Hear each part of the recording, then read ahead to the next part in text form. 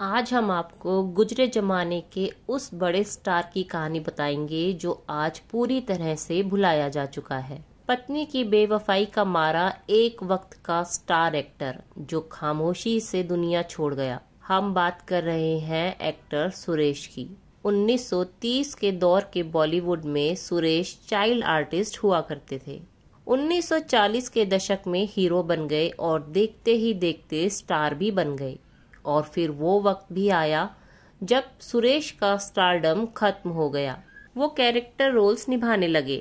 आज हम आपको सुनाएंगे फिल्म इंडस्ट्री द्वारा पूरी तरह से भुला दिए जा चुके अभिनेता N.A. सुरेश की कहानी, जिन्हें लोग सुरेश के नाम से अधिक जानते हैं। सुरेश का नाम जिस फिल्म में सबसे पहले मिलता है वो है 1939 की रंजीत मूवी टोन की ठोकर A.R. कारदार ने डायरेक्ट की थी। कारदार ही वो डायरेक्टर थे जिन्होंने आगे भी सुरेश को कई फिल्मों में बतौर हीरो लिया था। सुरेश को स्टार बनाने में कारदार का बहुत बड़ा योगदान था। रंजीत मूवी टोन की ही फिल्म दिवाली में भी सुरेश ने काम किया था। बतौर चाइल्ड आर्टिस्ट सुरेश ने बॉम्बे टॉकीज की बंधन, नया संसार और बसंत में भी काम किया था। बसंत फिल्म का एक गीत बड़ा हिट हुआ था। उस गीत के बोल थे, तुमको मुबारक हो ऊंचे महल ये, हमको तो प्यारी हमारी गलियां। ये गाना सुरेश, जो तब मास्टर सुरेश के नाम से जाने जाते थे, और मुमताज शांति पर फिल्माया गया था। इस फिल्म में सुरेश ने मुमताज शांति के भाई का किरदार निभाया था। 1946 में आई सोना चांदी वो पहली फिल्म थी जिसमें सुरेश हीरो के रोल में नजर आए थे। 1948 की रंग महल में भी सुरेश हीरो थे और उसमें हीरोइन थी Suraiya. As a hero Suresh की पहली सुपरहिट फिल्म थी 1949 की दुलारी। ये फिल्म भी A.R. कारदार ने ही डायरेक्ट की थी। कारदार ने आगे सुरेश को दास्तान, जादू, दीवाना व यास्मीन नामक फिल्मों में हीरो के तौर पर कास्ट किया था। ये सभी फिल्में हिट साबित हुई थी। साल 1950 में सुरेश पाकिस्तान चले गए थे। वहाँ सुरेश ने दो किनारे व ईद नामक दो फिल्मों में काम किया, लेकिन पाकिस्तान फिल्म इंडस्ट्री का भविष्य शायद उन्हें दिख गया था, इसलिए साल 1952 में सुरेश वापस भारत लौट आए। सुरेश का असली नाम नाजिम अहमद था, जिनका जन्म 13 नवंबर 1928 को गुरदासपुर में हुआ था। A.R. कारदार की फिल्मों के अलावा सुरेश ने गूंज, चार चांद, रिश्ता, कैदी, अजी बस, शुक्रिया व सट्टा बाजार जैसी बाहर के बैनरों की फिल्मों में भी काम किया था। सुरेश ने नलिनी जयवंत, मधुबाला, सुरैया, उषा किरण, वैजंती माला, गीता बाली, पद्मनी व विद्या चौधरी जैसी हीरोइनों के अपोजिट काम किया। उस वक्त की लगभग हर बड़ी हीरोइन के साथ सुरेश ने पेयर अप हो चुके थे।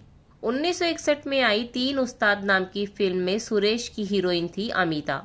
ये सुरेश ही थे जिन पर रफी साहब का गाया व नौशाद साहब का कंपोज किया खूबसूरत गीत सुहानी रात ढल चुकी है ना जाने तुम कब आओगे पिक्चराइज्ड किया गया था। उस दौर के और भी कुछ लोकप्रिय गीत थे जो सुरेश पर ही फिल्माए गए थे। 1960 के दौर में सुरेश का करियर ढलान पर आने लगा। जब बतौर हीरो सुरेश की फिल्में चलनी बंद हो गई तो वो चरित्र किरदारों व सहायक भूमिकाओं की तरफ शिफ्ट हो गए। इस नई पारी में सुरेश ने आपकी परछाइयाँ, अमन, दुनिया, नन्हा फरिश्ता, मेरे हम सफर, राजा रानी और रेशम की डोरी जैसी कुछ फिल्मों में काम किया। बतौर एक्टर सुरेश की आखिरी फिल्म थी 1976 में आई अदालत, और इस फिल्म में भी उनका रोल बहुत छोटा सा था। अपने पूरे करियर में सुरेश ने लगभग 45 फिल्मों में काम किया था। एक्टिंग के बाद सुरेश ने फिल्में प्रोड्यूस करने का फैसला किया, लेकिन ये फैसला उनके लिए बहुत दुर्भाग्यपूर्ण साबित हुआ। बतौर प्रोड्यूसर सुरेश ने गंगा और सूरज नाम की एक फिल्म शुरू की। ये फिल्म मल्टी स्टारर फिल्म थी। इसमें सुनील दत्त, शशि कपूर, रीना रॉय, सुलक्षणा पंडित व अनवर हुसैन जैसे बड़े कलाकार थे। अनवर हुसैन इस फिल्म के मुख्य विलेन थे। फिल्म काफी शूट हो चुकी थी, लेकिन एक दिन अनवर हुसैन बीमार पड़ गए। फिल्म रुक गई। अनवर हुसैन जब ठीक नहीं हुए तो उनकी जगह कादर खान को फिल्म में लिया गया। कई सीन्स दोबारा शूट करने पड़े। सुरेश की जीवन भर की कमाई इस फिल्म में लग गई, लेकिन फिर भी उनके सामने फिल्म पूरी ना हो सकी। सुरेश इस वजह से बहुत तनावग्रस्त रहने लगे और 14 जनवरी 1979 को मात्र 50 साल की उम्र में सुरेश का निधन हो गया। सुरेश की मौत की एक और वजह बताई जाती है। एक्ट्रेस शम्मी, जिन्हें शम्मी आंटी के नाम से जाना जाता था, उन्होंने बताया था कि 1970 में उनकी शादी प्रोड्यूसर डायरेक्टर सुल्तान अहमद से हुई थी, मगर 7 साल बाद ही शम्मी आंटी को सुल्तान अहमद से अलग होना पड़ा, क्योंकि सुल्तान अहमद के जीवन में कोई दूसरी महिला आ गई थी। वो दूसरी महिला थी एक्टर सुरेश की पत्नी। दरअसल रमेश गंगा और सूरज फिल्म को पहले सुल्तान अहमद से ही डायरेक्ट करवाने वाले थे।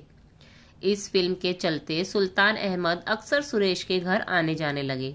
इस दौरान सुल्तान अहमद और सुरेश की पत्नी के बीच नजदीकियां बढ़ने लगी और एक दिन सुरेश की पत्नी ने घर छोड़ दिया। वो सुल्तान अहमद के साथ रहने लगी। इस वजह से शम्मी आंटी ने भी सुल्तान अहमद को छोड़ दिया था, जबकि सुल्तान अहमद को प्रोड्यूसर बनाने वाली शम्मी आंटी ही थी। हीरा व गंगा की सौगंध जैसी फिल्मों में शम्मी आंटी ने अपना पैसा लगाया था, जबकि इन फिल्मों से नाम सुल्तान अहमद का हुआ था। सुल्तान अहमद ने इन फिल्मों का डायरेक्शन किया था, प्रोड्यूसर के तौर पर भी उन्हीं का नाम गया था, लेकिन वास्तव में फिल्मों में पैसा शम्मी आंटी का लगा था। डाकुओं की कहानियों पर बनी हीरा व गंगा की सौगंध दोनों ही फिल्में सफल रही थी। शायद यही वजह थी कि सुरेश ने भी अपनी फिल्म गंगा और सूरज के डायरेक्शन के लिए सुल्तान अहमद का नाम चुना था, क्योंकि गंगा और सूरज भी डाकुओं की ही कहानी थी। एक तरफ जहां सुरेश आर्थिक तंगी से जूझ रहे थे, तो वहीं अपनी पत्नी की बेवफाई से भी उनका दिल बुरी तरह टूट गया था। ये जानकारी किसी के पास नहीं है कि पत्नी के अलावा सुरेश के परिवार में और कोई था या नहीं। पत्नी के चलते जब सुल्तान अहमद से सुरेश का रिश्ता बहुत खराब हो गया, तो उन्होंने अपनी फिल्म गंगा और सूरज के डायरेक्शन का जिम्मा ए सलाम को दे दिया। किसी तरह ये फिल्म ए सलाम ने पूरी भी की और साल 1980 में जब गंगा और सूरज रिलीज हुई, तब तक सुरेश उर्फ नाजिम अहमद को इस दुनिया से गए 1 साल हो चुका था।